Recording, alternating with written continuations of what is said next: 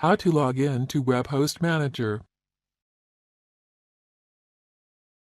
In order to log in to WebHost Manager, you must first have your login details including 1. Login IP address, 2. Username, 3. Password.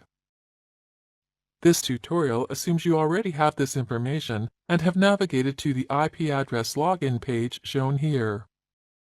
Since your WHM is a secure environment that only you have access to, you now have to enter your username and password to gain access. Before you log into WHM, you can select your desired locale, language, as per your needs. To view more available languages, click the three dots icon. Enter your username and password, then click Login.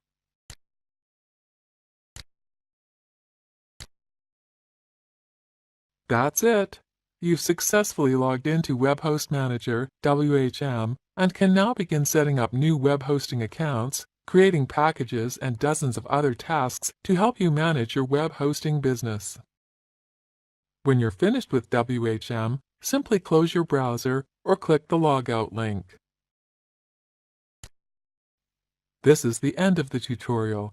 Be sure to check out all other WHM tutorials to learn how to use the specific features in WHM.